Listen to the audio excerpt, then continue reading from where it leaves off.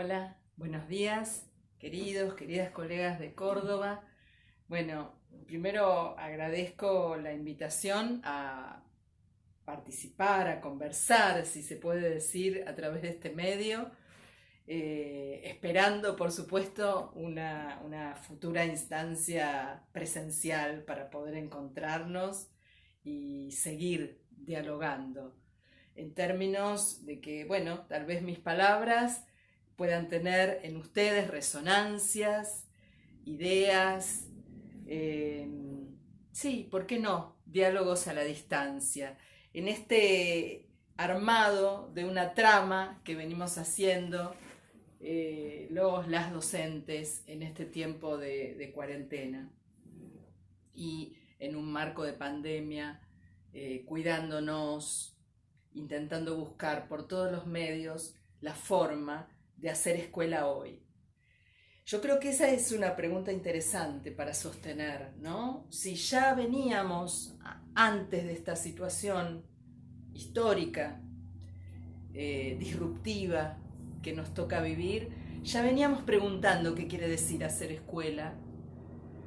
Entiendo que hoy la pregunta por el hacer escuela se renueva, tal vez se profundiza, tal vez nos implica de otra manera, porque no tenemos los espacios físicos, porque no tenemos ese encuentro cara a cara que parecía que nos garantizaba, ¿no? Que nos garantizaba que allí había una escuela.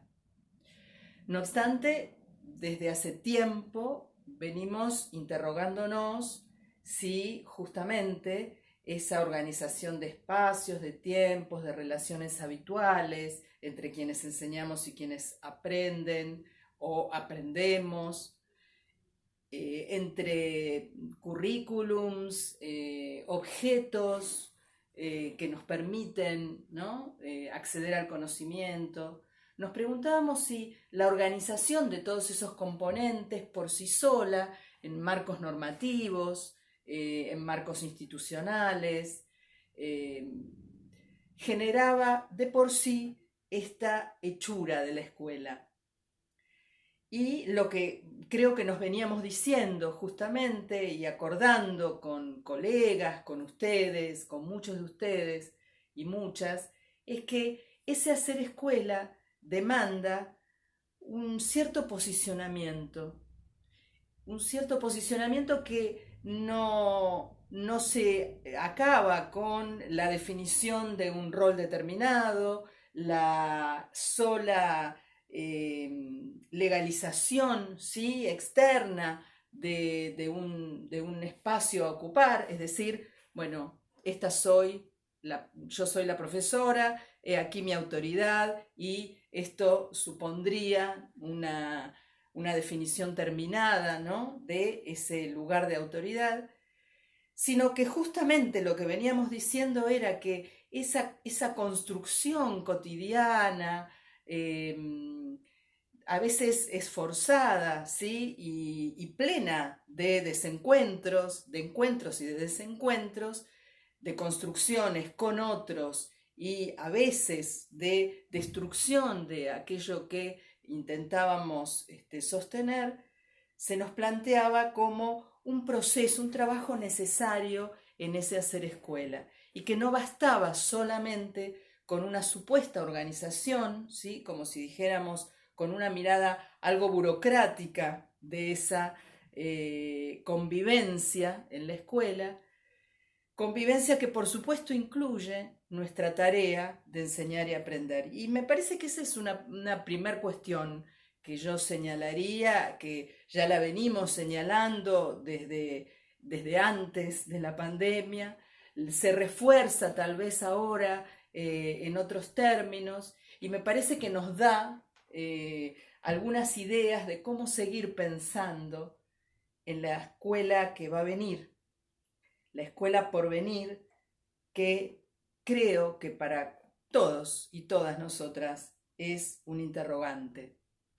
Entonces, yo les diría, hay una interrogación que es muy interesante de sostener y que es justamente qué hace escuela hoy en este contexto, y cómo vamos a retomar lo que hoy estamos haciendo, cómo nos estamos pensando como docentes, cómo estamos pensando a nuestros y nuestras estudiantes para la escuela que va a venir, para el reencuentro en los espacios presenciales. A mí en este tiempo hay tres palabras que me vuelven y me vuelven una y otra vez cada vez que coordino un equipo de trabajo o que formo parte de él o que, bueno, expreso mis ideas a través de este medio. Y es la trama, los espejos y las prácticas. Las tramas porque no dejo de pensar que justamente el hacer escuela tiene que ver con un entramado que no está dado de antemano, que se teje día a día, que no tiene garantías de ser tejido y de sostenerse, ¿sí? Así en forma indeterminada, que es un trabajo laborioso y que es una trama que muchas veces permanece invisible a nuestros ojos, pero que tiene que ver fuertemente con las relaciones, tiene que ver con las palabras y tiene que ver con las miradas. En la trama que yo pienso cuando pienso en la escuela es en una trama hecha de palabras que portan amorosidad, que portan ternura, diría Fernando Ulloa, que construyen escenarios de ternura, en un sentido de empatía, ¿no? De reconocer a ese otro, de pensar a ese otro, de pensar con ese otro u otra, pero en el mismo momento no dejar de considerar que allí tenemos un posicionamiento adulto que claramente se diferencia del posicionamiento de quien está transitando la niñez, la infancia o la adolescencia. Entonces les decía, un primer concepto que creo que es central para trabajar y retrabajar y objetivar en este momento, ojalá tengamos la posibilidad de avanzar en escrituras acerca de las experiencias que estamos en este momento transitando, y es cómo construimos trama hoy. ¿La construimos? ¿Esa trama tiene que ver con la escuela que conocemos? ¿O se nos ha vuelto tan ajena que no la reconocemos, no la vemos? Sentimos que, mediados por la tecnología, la trama se nos deshilacha, se desarma y quedamos a expensas, ¿sí? A veces, de una especie, les diría, de activismo. Para hacer escuela habría que hacer, hacer, hacer, hacer. Hacer no porque no esté bueno la acción, justamente, no sea interesante la posibilidad de llevar a cabo actividades, sino porque estas tienen que poder portar un sentido, tienen que poder tener un sentido entrelazado justamente con formas de convivencia que los seres humanos nos damos y que no en todos los momentos históricos y no en todas las instituciones son las mismas. O sea, la trama de la escuela es claramente una trama muy particular, muy específica. Está hecha de relaciones pedagógicas, de relaciones entre pares, de recorridos alrededor de objetos de conocimiento, de objetos culturales, y están entrelazada de miradas que abren oportunidades. Por supuesto que hay miradas que clausuran, ¿sí? O, mejor dicho, uno podría diferenciar ahí, hay ojos que cierran posibilidades y que mantienen solo la idea del control y de la observación en términos controladores, si ustedes quieren. Cuando yo pienso en miradas, pienso en esa mirada que se interroga por quién es ese otro, no para categorizar, no para etiquetar, no para determinar una identidad de una vez y para siempre, sino todo lo contrario.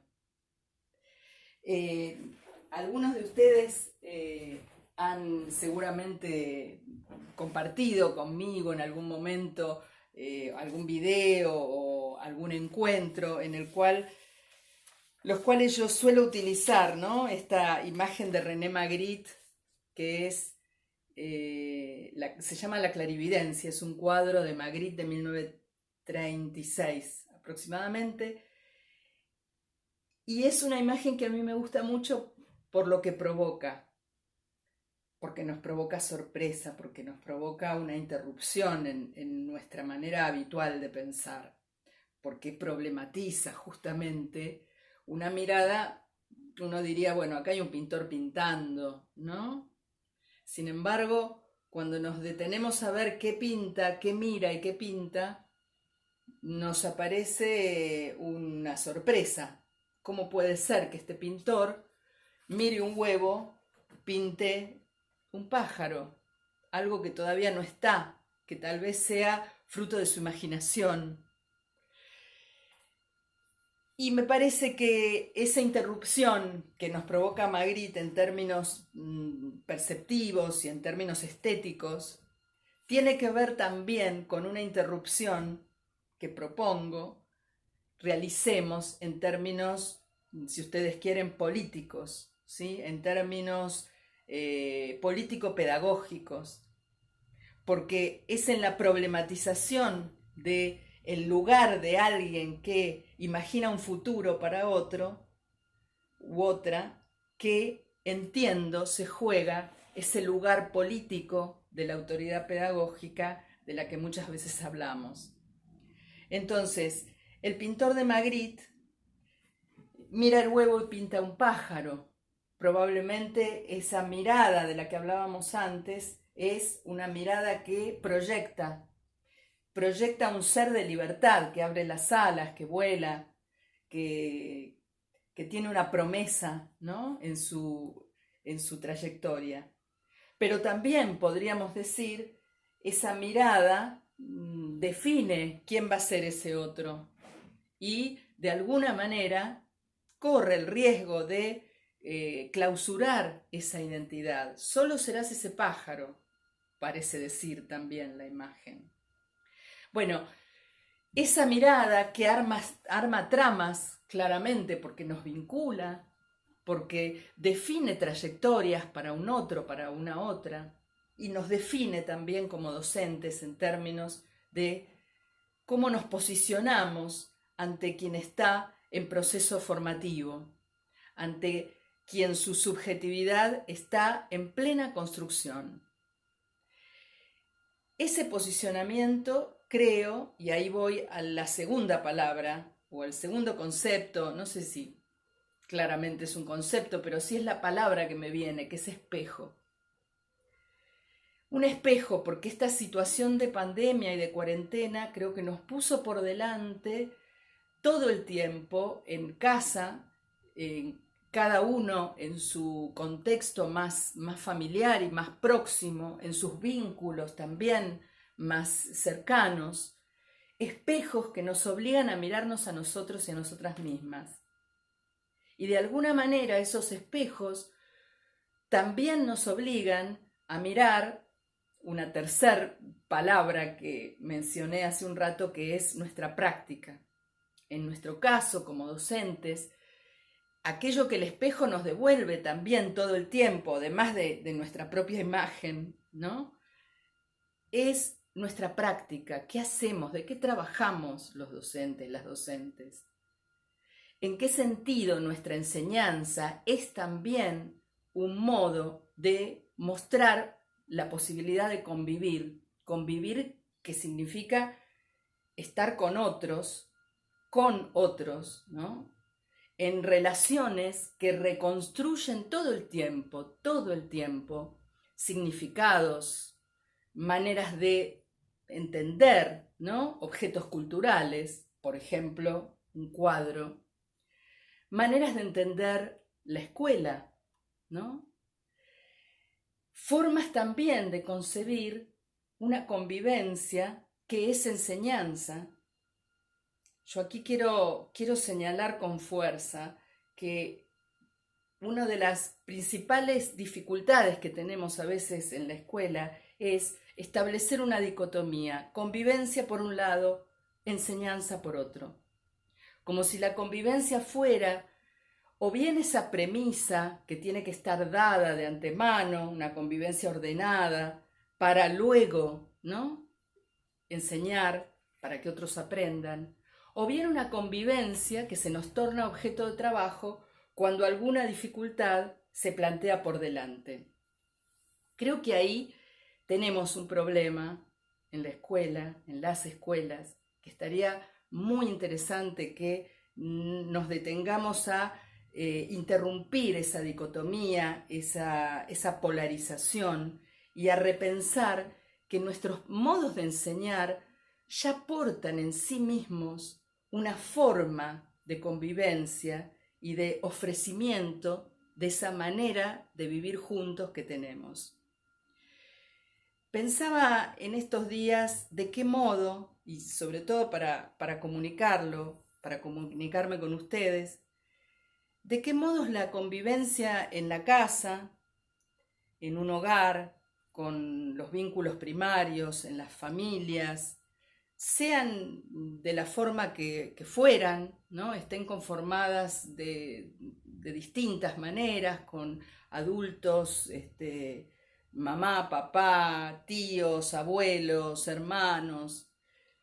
Pensaba de qué manera ese entramado familiar también se nos vuelve, a futuro y tal vez en este momento, un objeto para mirar, para tomar cierta distancia y interrogar, poder hacer un trabajo con eso, poder revisar a lo mejor los modos en que en las casas aprendemos, nos comportamos, compartimos, nos organizamos en torno a horarios, nos sentamos a una mesa para compartir una comida, repartimos tareas.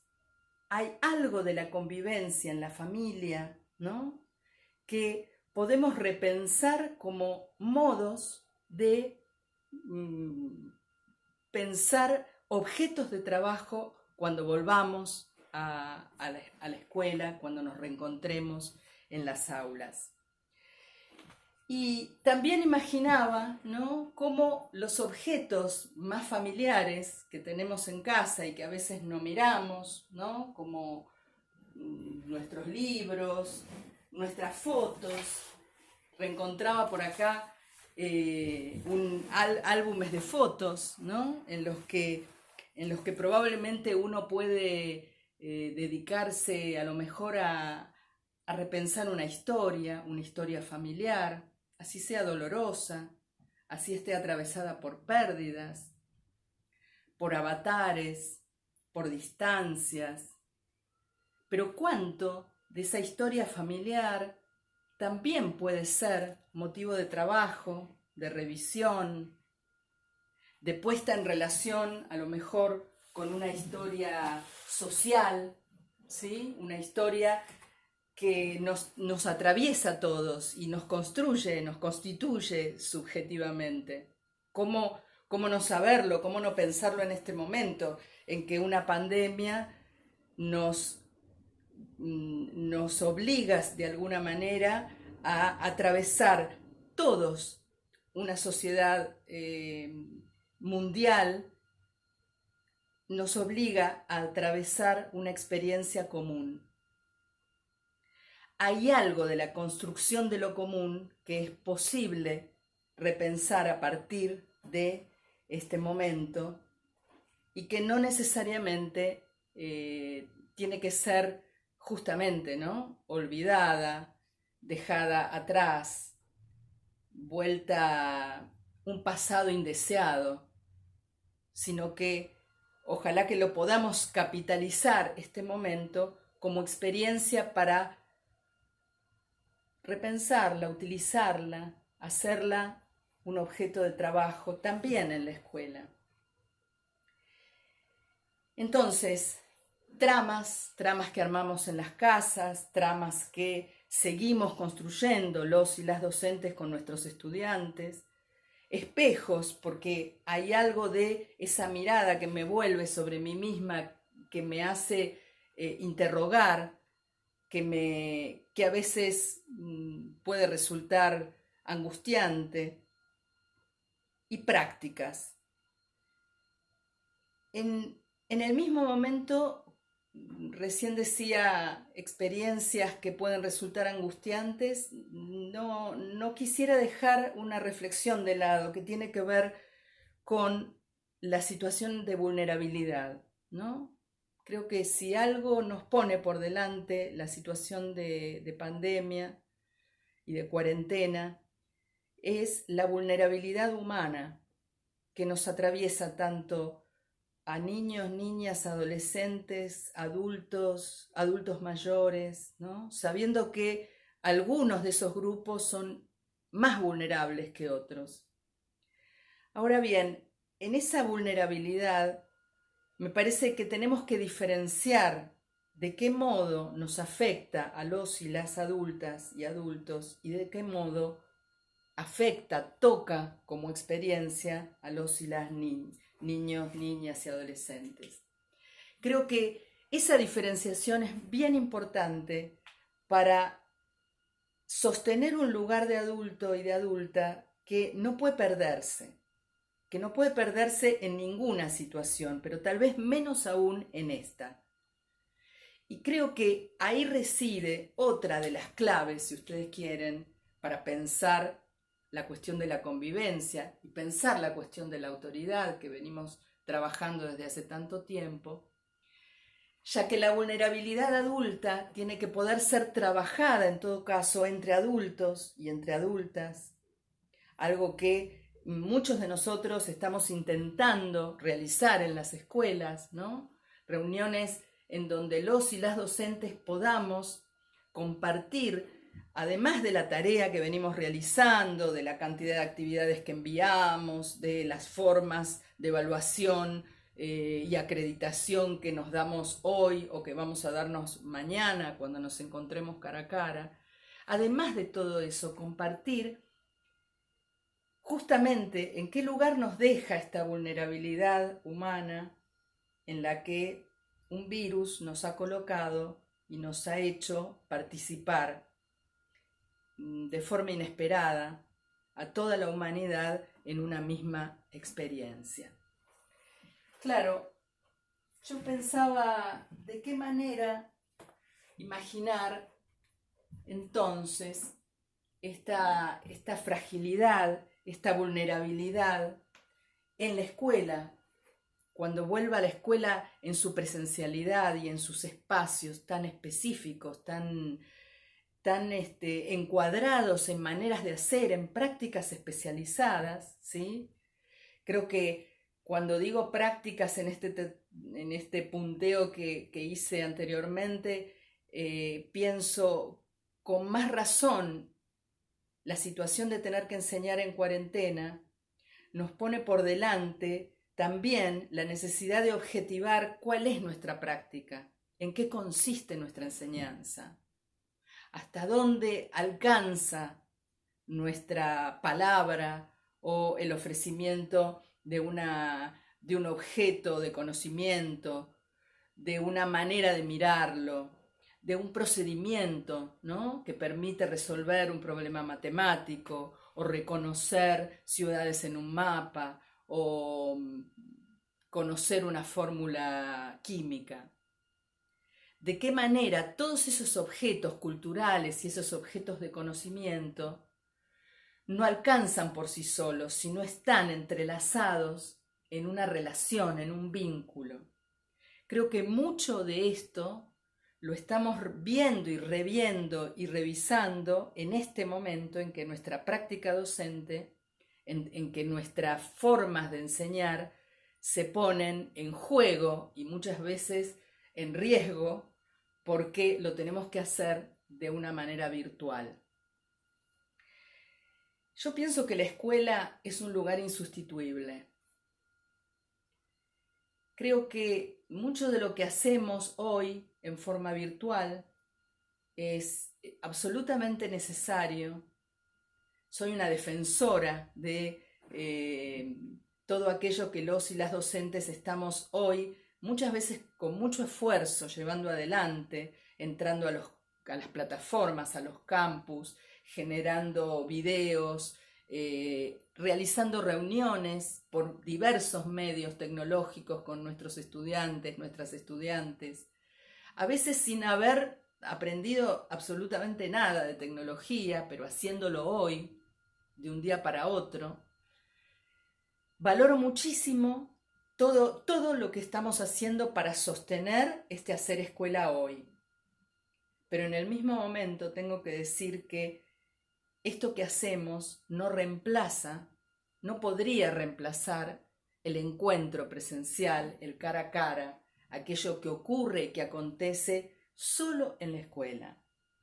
Y en ese sentido, me gusta pensar a veces con algunos autores que hablan en defensa de la escuela, como Simons y Magdalene, cuando dicen que la escuela es un espacio, un tiempo suspendido, en donde algo de lo que acontece afuera de la escuela queda interrumpido. Algo de esa desigualdad de los barrios, de las comunidades, en las familias, queda afuera. Y en la escuela se abre la posibilidad de que todos y todas seamos iguales para tener una experiencia común. Esa experiencia común creo que tiene muchísimo que ver con nuestra práctica docente y con nuestra forma de mirar, les decía antes, con esas miradas y esas palabras que sostenemos cuando estamos en la escuela y cuando recibimos a nuestros y nuestras estudiantes. Me gustaría leerles brevemente un párrafo de un autor que se llama Daniel Pennack y que escribió un texto, un libro que se llama Mal de Escuela. En ese libro, Pennack, que fue un mal alumno toda su vida, pero que luego se transformó en escritor, relata algunas de sus experiencias y pone el acento en esto que les voy a leer. Nuestros malos alumnos, entre comillas, de los que se dice que no tienen porvenir, nunca van solos a la escuela. Lo que entra en clase es una cebolla, unas capas de pesadumbre, de miedo, de inquietud, de rencor, de cólera, de deseos insatisfechos, de furiosas renuncias acumuladas sobre un fondo de vergonzoso pasado, de presente amenazador, de futuro condenado. Mírenlos, aquí llegan, con el cuerpo a medio hacer y su familia a cuestas en la mochila. En realidad la clase solo puede empezar cuando dejan el fardo en el suelo y la cebolla ha sido pelada. Es difícil de explicar, pero a menudo solo basta una mirada, una palabra amable, una frase de un adulto confiado, claro y estable, para disolver esos pesares, aliviar esos espíritus, instarlos en un presente rigurosamente indicativo. Naturalmente, el beneficio será provisional. La cebolla se recompondrá a la salida y, sin duda, mañana habrá que empezar de nuevo. Pero enseñar es eso, volver a empezar hasta nuestra necesaria desaparición como profesores. Me parece que está bueno cómo Pennack nos coloca por delante esta idea, primero, de que esos malos alumnos, malas alumnas, entre comillas, vienen a la escuela, ¿no?, con una carga que muchas veces se trae de las familias, de los contextos de vida, de esas trayectorias de vida, y que nuestras miradas, nuestras palabras, nuestras enseñanzas, las enseñanzas más diversas, tienen la enorme capacidad de transformar y de ofrecer otra cosa. Vamos a seguir.